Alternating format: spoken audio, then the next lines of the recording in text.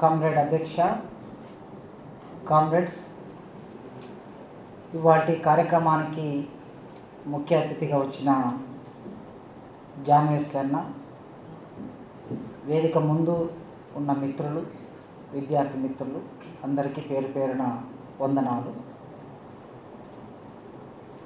Alternate politics అంటే ఏమిటి అనే అర్థంలో మా మిత్రుడు కొండ నాగేశ్వరరావు ప్రస్తావించి ఉన్నాడు. ప్రపంచంలో ఆల్టర్నేట్ పాలిటిక్స్ అంటే ఉత్పత్తి సంబంధాలను మార్చే పాలిటిక్స్ అని అర్థం. మార్క్సిస్టు పరిభాషలో, మార్క్స్ చెప్పిన పరిభాషలో ప్రత్యామ్నాయ రాజకీయాలు అని అంటే ఈ వ్యవస్థలో పునాదిలో ఉండేటివి ఉత్పత్తి సంబంధాలు. ఉత్పత్తి సంబంధాలంటే దోపిడీ చేసేవాడు, దోపిడీకి గురయ్యేవాడు. దోపిడీకి గురయ్యేవాళ్ళు కార్మికులు, దోపిడీ చేసేవాడు పెట్టుబడిదారు. దోపిడీకి గురయ్యే వాళ్ళు రైతులు, దోపిడీ చేసేవాళ్ళు భూస్వాములు. దోపిడీకి గురయ్యే వాళ్ళు కూలీలు, దోపిడీ చేసేవాళ్ళు యజమానులు. పెట్టుబడిదారులకి, భూస్వాములకి యజమానులు, వీళ్ళు దోపిడీ చేసే శక్తులు. కార్మికులు, రైతులు, కూలీలు, వీళ్ళు దోపిడీకి గురయ్యే శక్తులు. వీరి మధ్య ఏర్పడే సంబంధాలనే ఉత్పత్తి సంబంధాలు అంటాం మనం. వీళ్ళు ఒకే దగ్గర కలిసి పనిచేస్తూ ఉంటారు, ఉత్పత్తిని సృష్టిస్తూ ఉంటారు, సంపదను సృష్టిస్తూ ఉంటారు, దేశాన్ని, ప్రపంచాన్ని ముందుకు నడిపిస్తూ ఉంటారు. ఈ నడిపించే క్రమంలో వీరి మధ్యన ఏ సంబంధాలు ఏర్పడ్డాయంటే అసమ సంబంధాలు ఏర్పడ్డాయి, దోపిడీ సంబంధాలు ఏర్పడ్డాయి.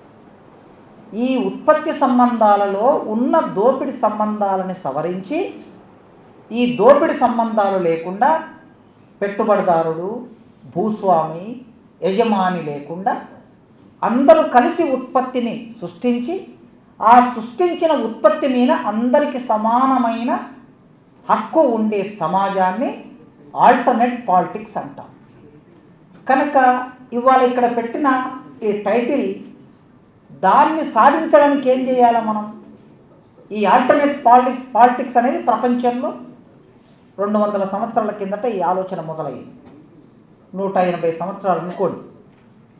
1848లో కమ్యూనిస్ట్ మేనిఫెస్టో వస్తే, క్యాపిటల్ వస్తే, ఇవాళ మనం 1925లో ఉన్నాం. ఇంకొక 20 ఏళ్ళు అయితే ఆ క్యాపిటల్కి, కమ్యూనిస్ట్ మేనిఫెస్టోకి 200 ఇయర్స్ అయితే ఆ క్యాపిటల్ పుస్తకంలో, కమ్యూనిస్ట్ మేనిఫెస్టో పుస్తకంలో ఈ అసమ ఉత్పత్తి సంబంధాలు ఏర్పడి ఉన్నాయి. వీటిని మార్చడానికి ఏం చేయాలి అంటే వర్గ పోరాటం చేయాలి. వర్గ పోరాటం చేయకుండా ప్రపంచంలో ఎక్కడ కూడా ఉత్పత్తి సంబంధాలు మారిన దాఖలా లేదు. ఖచ్చితంగా వర్గ పోరాటం చేయాల్సింది. ఈ వర్గ పోరాటం ఏ స్థాయిలో చేస్తాం? భూమి దగ్గర చేస్తాం, ఇక్కడ ఉత్పత్తి సంబంధం ఉంటుంది కనుక.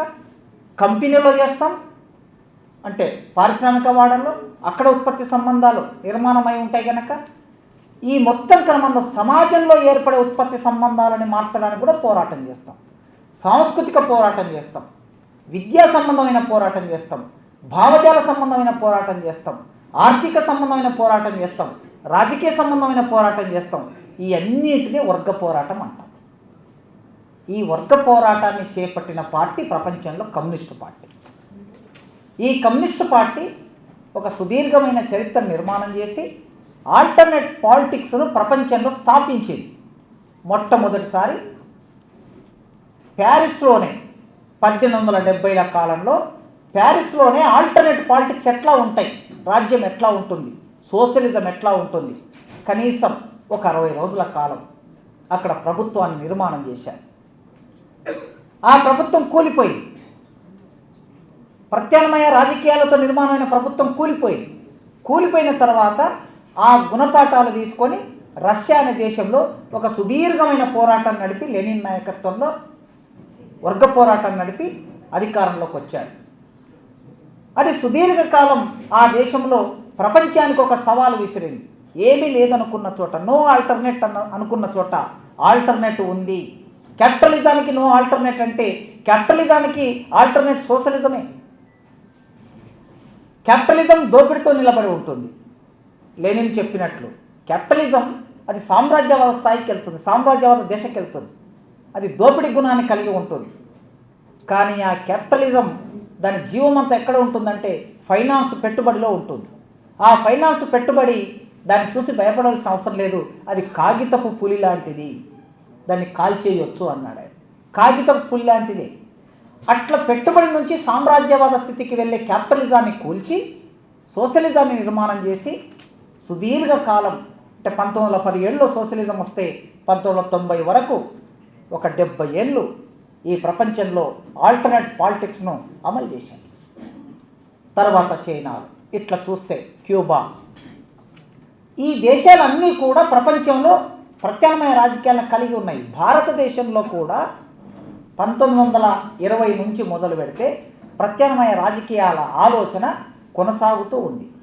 ఒక్కొక్కసారి మన ప్రభావం బాగుండొచ్చు, ఒకసారి తగ్గొచ్చు, కానీ ఆ రాజకీయాల ప్రాధాన్యత, ఆ రాజకీయాల ప్రభావం ఎప్పుడు తగ్గదు. దాని ప్రాధాన్యత తగ్గదు, ప్రభావం తగ్గొచ్చు. ఎందుకంటే ఈ దేశంలో దోపిడీ ఉన్నంత కాలం, ఈ దేశంలో అంటరానితనం ఉన్నంత కాలం, ఈ దేశంలో అవినీతి ఉన్నంత కాలం ఖచ్చితంగా ప్రత్యామ్నాయ రాజకీయాలు అంటే కమ్యూనిస్టు పార్టీ రాజకీయాలు, వర్గ పోరాట రాజకీయాలు ఎప్పటికీ ఉంటూనే ఉంటాయి. ఇక్కడ భారతదేశంలో ఉత్పత్తి సంబంధాలు ఏర్పడే దగ్గర అసమ సంబంధాలు ఏర్పడుతున్నాయి. ఒక రష్యాలో, అమెరికాలో, జర్మనీలో, జపాన్లో ఉత్పత్తి సంబంధాలు ఎట్లా ఏర్పడతాయంటే పెట్టుబడిదారుడు, కార్మికుడు, రైతు, భూస్వామి ఇట్లా ఏర్పడతాయి. కానీ ఇండియాకి వచ్చేసరికి పెట్టుబడిదారుడు అంటే ఏ పెట్టుబడిదారుడు? రెడ్డి పెట్టుబడిదారుడు, బనియా పెట్టుబడిదారుడు. మనం అంటున్నాం కదా, అంబానీ, అదానీ, బనియా. ఈ దేశాన్ని పరిపాలిస్తుంది బనియా. నువ్వు అమెరికా వెళ్తే బనియా అనలేవు, ఇంగ్లాండ్ వెళ్తే అనలేవు. కనుక ఇక్కడ పెట్టుబడిదారు ఉత్పత్తి సంబంధాలలో అసమ సంబంధంలో మరింత అసమ సంబంధం ఏర్పడుతూ ఉంది. కనుక పెట్టుబడిదారుడికి ఇక్కడ ఈ దేశంలో ఒక కులం ఉంది, కార్మికుడికి ఒక కులం ఉంది, భూస్వామికి ఒక కులం ఉంది, రైతుకు ఒక కులం ఉంది, యజమానికి ఒక కులం ఉంది, కూలికి ఒక కులం ఉంది. కనుక అదనంగా ఉండే ఈ సమస్యని అడ్రస్ చేయడం 1933లోనే కమ్యూనిస్టు పార్టీ ఆలోచన చేసి, కమ్యూనిస్టు పార్టీ కులం విషయంలో ఆలోచన చేయకపోవడం అంటే ఏమీ లేదు. మొదటి సావనీరు వచ్చింది 1930, బహుశా 33, 36 అనుకుంటా. క్యాస్ట్ మీద ఒక సెమినార్ చేసి పత్రాలు బయటికి తీసుకొచ్చారు. అప్పుడు ఏం డిస్కస్ చేశారంటే ఈ దేశంలో నిజమైన విప్లవకర శక్తులు, వర్గ పోరాట శక్తులు ఎవరంటే దళితులు అని రాశారు వాళ్ళు. అంటే అప్పుడు దళిత అనే పదం లేదు, హరిజనులు అని రాశారు. నిజమైన పోరాట శక్తులు హరిజనులు. కమ్యూనిస్టు పార్టీకి నిజమైన ఆధారం ఎవరు? హరిజనులు అని రాసుకున్నారు వాళ్ళు. 30 ఏళ్ల కాలంలో అంటే 90 ఏళ్ల కిందట రాసుకున్న మాట అది కొనసాగుతూ ఉన్నది. కొద్ది తేడాలతో ఉండవచ్చు. కమ్యూనిస్టు పార్టీకి కార్యకర్తలు ఎవరు? కమ్యూనిస్టు పార్టీకి ప్రధానమైన శక్తులు ఎవరు? గ్రామాల్లోకి వెళితే కింది వర్గాలు, ఏ ఆధారం లేని వాళ్ళే కమ్యూనిస్టు పార్టీకి కార్యకర్తలు. కనుక ఆల్టర్నేట్ పాలిటిక్స్ను ముందుకు తీసుకెళ్లే క్రమంలో ఈ దేశంలో కులం అనే ఒక ప్రధాన సమస్య మనం ముందుకు వస్తుంది. కనుక దోపిడీ కూడా కులాన్ని బట్టి జరుగుతుంది. వేరే దేశాల్లో జరిగినట్లు ఇక్కడ దోపిడిలాగా జరగదు, కులాన్ని బట్టి. నేను ఇట్లా చెప్తే మీకు కాస్త ఆశ్చర్యం అనిపించవచ్చు. కూలికి పోయినప్పుడు అందరూ కూలి చేస్తారు, అందరూ దోపిడికి గురి అవుతారు కదా. అక్కడ రెడ్డి ఉండొచ్చు, వెల్మ ఉండొచ్చు, మాలో ఉండొచ్చు, మాదిగ ఉండొచ్చు, గౌడు ఉండొచ్చు, యాదవ్ ఉండొచ్చు. ఎట్లా జరుగుతుంది అంటే వెట్టి చాకిరి ఒక్కసారి గుర్తు చేసుకోండి. తెలంగాణ రైతాంగ సాయుధ పోరాటం వెట్టి చాకిరి, కులాన్ని బట్టి వెట్టి చాకిరి ఉంది. ఇక్కడ భారతదేశంలో కులాన్ని బట్టి వెట్టి చాకిరి ఉంది. వెట్టి మాదిగా అన్నారు, వెట్టి మాల అన్నారు, వెట్టి బ్రాహ్మణ్ అనలే, వెట్టి రెడ్డి అనలే. కనుక ఇక్కడ నుండి అదనపు సమస్య. అందుకే ఈ అదనపు సమస్యను ఎట్లా అడ్రస్ చేయాలి? దానికి కూడా మళ్ళీ ఎక్కడ ఉంటాయి మూలాలు? ఎక్కడ ఉంటాయంటే మళ్ళీ కమ్యూనిస్టు పార్టీ ఆ వర్గ పోరాట చరిత్రలోనే, వర్గ పోరాట ప్రాక్టీస్లోనే ఉంటాయి. దాన్ని దూరం వెళ్ళి మనం ఆలోచించకూడదు ఎప్పుడు కూడా. ఈ ప్రపంచంలో ఏ విషయాన్నైనా సమగ్రంగా, సూక్ష్మంగా అర్థం చేసుకొని శాస్త్రీయ పరిష్కారాన్ని సూచించేది మార్క్సిజమే. There is no alternate. Marxism అనేది అన్ని సమస్యలని పరిష్కరించడానికి మనకు ఒక ప్రాపంచిక దృక్పథాన్ని ఇస్తుంది. ఆ ప్రాపంచిక దృక్పథాన్ని ఆధారం చేసుకొని సమస్యల్ని మనం అడ్రస్ చేస్తూ పోవాలి. ఆ క్రమంలో అన్న నాకు 25 సంవత్సరాల పైగా తెలుసు. 25 సంవత్సరాలుగా ఆయన కేవీపీఎస్ అధ్యక్షుడిగా ఇక్కడనే న్యూ సెమినార్ హాల్లో ఒక మీటింగ్ అయితే ఈ మీటింగ్కి వచ్చారు. ఇది 2000 సంవత్సరం కాలంలో. అంతకు ముందు నుంచి సరే ఆయన నేపథ్యం పాలిటిక్స్ అవన్నీ చూస్తూ ఉన్నాం. ఇవాళ కమ్యూనిస్టు పార్టీకి ఆయన దళితుడు కనుక కమ్యూనిస్టు పార్టీ కార్యదర్శి కాలే. ఆయన కమ్యూనిస్టు పార్టీ ప్రాక్టీస్లో సుదీర్ఘకాలం నిలబడి పనిచేస్తున్న నాయకుడు కనుక ఇవాళ కార్యదర్శి అయ్యాడు. ఆయన ప్రాక్టీస్ అది నిబద్ధతతో కూడిన ప్రాక్టీస్. కమ్యూనిస్టు పార్టీకి నాయకత్వంలోకి రావాలంటే బుర్జోవా పార్టీలో నాయకత్వంలోకి వచ్చినట్లు కొడుకో కోడలో తమ్ముడో అన్ననో అల్లుడో వచ్చినట్లు ఉండదు. ఇక్కడ దీనికి ఒక ప్రాక్టీస్ ఉంటుంది. ఆ ప్రాక్టీస్లో భాగంగా రాటుదేలటం ఉంటుంది. రాటుదేలటంలో భాగంగా ఒక సంవాదం నడపాలి, సమాజంతో సంవాదం నడపాలి, సైద్ధాంతిక సంవాదం నడపాలి. మిగతా పార్టీలు ఏం మాట్లాడినా నడుస్తాయి, కమ్యూనిస్టు పార్టీలు ఏం మాట్లాడినా నడవదు. ఎందుకంటే కమ్యూనిస్టు పార్టీ వైపు చూస్తారు. అందరూ మాట్లాడిన తర్వాత ఫలానా వాళ్ళు ఏం మాట్లాడతారు ఈ విషయం పట్ల అని ఎదురు చూసే మేధావులు భారతదేశంలో ఇంకా ఉన్నారు. ఫలానా సిపిఎం ఏం మాట్లాడుతుంది, సిపిఐ ఏం మాట్లాడుతుంది, మావోయిస్టులు ఏం మాట్లాడతారు, మావోయిస్టు మేధావులు ఏం మాట్లాడతారు ఈ విషయంలో ఒక అవగాహన వాళ్ళు ఏమి ఇస్తారో చెప్పిన తర్వాత ఆ అవగాహన ఆధారంగా అప్పుడు తమ అభిప్రాయాన్ని వ్యక్తం చేసే మేధావులు ఇంకా భారతదేశంలో గణనీయ స్థాయిలో ఉన్నారు. అంటే మన అభిప్రాయానికి అంత విలువ ఉంటుంది, మన మాటకు అంత విలువ ఉంటుంది. అట్లా సైద్ధాంతికంగా ఆయన ఎదిగాడు, సైద్ధాంతికంగా ఎదిగాడు. ఏ విషయాన్నైనా సరే మార్క్సిజం ప్రాపంచిక దృక్పథంతో, వర్గ పోరాటం ప్రాపంచిక దృక్పథంతో విశ్లేషించగలిగిన సామర్థ్యం ఏ నాయకుడి కన్నా ఆయనకు తక్కువ లేదు. నెంబర్ 1 ఇది. అదేవిధంగా నాయకుడిగా రావడానికి రాటుదేలాలి. ఈ రాటుదేలటం అనేది ఆచరణలో రాటుదేలటం. ఈ ఆచరణలో రాటుదేలటం అనే పని ఆయన ఎప్పటి నుంచి మొదలుపెట్టాడు? హై స్కూల్ విద్యార్థి ఉన్నప్పటి నుంచి మొదలుపెట్టాడు. ఎవరికన్నా తక్కువ కాదు. హై స్కూల్ విద్యార్థిగా ఉన్నప్పటి నుంచి ఆ రాటుదేలుతూ, వర్గ పోరాట రాజకీయాల్లో రాటుదేలుతూ ఎక్కడ కూడా వెనక్కి వెళ్ళకుండా వర్గ పోరాట రాజకీయాల్లో మనం పనిచేస్తుంటే మనకి ఒక బయట జిలుగు మెలుగులో ఉన్న ప్రపంచం మనల్ని ఆకర్షిస్తూ ఉంటుంది, రకరకాల ప్రపంచం ఆకర్షిస్తూ ఉంటుంది. ఇట్లా పోగానే అట్లా ఎమ్మెల్యే అయ్యే అవకాశం, ఇట్లా పోగానే అట్లా బిజినెస్ చేసుకునే అవకాశం, ఇట్లా పోగానే అట్లా డబ్బులు వచ్చే అవకాశం, అక్కడ ఒక పెద్ద ప్రపంచం మన కళ్ళ ముందు కనిపిస్తూ ఉంటుంది. ఏ ప్రపంచానికి ఆకర్షణకి గురి కాకుండా ఒక నిబద్ధతను ప్రదర్శించటము అల్టిమేట్ రాటుదేలటం. నూతన మానవుడిగా రాటుదేలటం అనేది కమ్యూనిస్టు పార్టీలోనే సాధ్యమవుతుంది.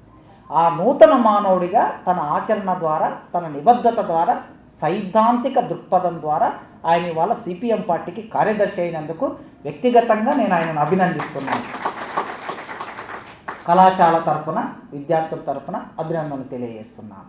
ఖచ్చితంగా రానున్న కాలంలో ఈ దేశంలో కమ్యూనిస్టు పార్టీ ఎవరికి అవసరం అంటే దోపిడీకి గురయ్యే వర్గాలకు అవసరం. ఈ దేశంలో దోపిడీకి గురయ్యే వర్గాలు ఎవరంటే ఖచ్చితంగా కింది వర్గాలే.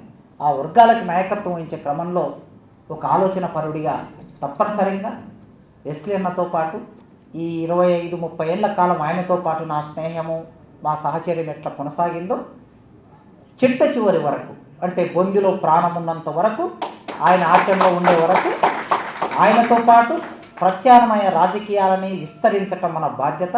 ఆ బాధ్యతలో నడవడానికి నేను ఎల్లవేళలా సిద్ధంగా ఉంటానని కోరుకుంటూ థ్యాంక్ యూ.